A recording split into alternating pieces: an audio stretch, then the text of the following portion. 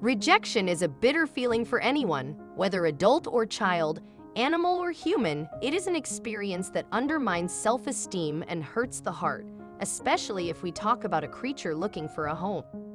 For this reason, many dogs become depressed after a failed adoption process.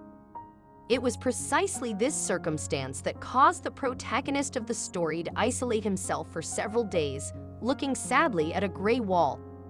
March was heartbroken and adopted an attitude of isolation, rejecting all contact with the shelter staff for days.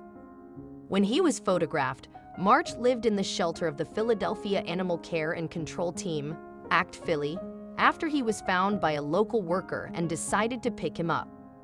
March was a happy local puppy who liked to play, but quickly got sick and then became depressed after a failed adoption.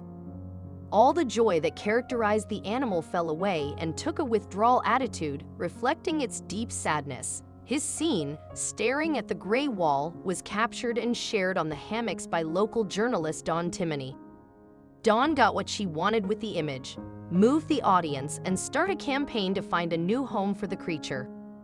The strategy worked and the image invaded the networks. Also, several local media shared their story and requests to adopt him began to come to the shelter. After a thorough analysis of the interested families, this adult dog found some people who actually met all the requirements to adopt him and went home with them. After being rescued from the streets, the mix of boxers who lived months at the shelter finally found a loving home. Although this story has a happy ending, March is just one of the dozens of dogs living in the shelter waiting for a family. ACT Philly has a no-kill policy, so no matter how long the creatures are in place, they will not be sacrificed. However, not finding a home is reduced to many in true torture. We encourage you to share this story and visit the refugees page so you can meet friends who are on the spot expecting a new life. You can make a difference.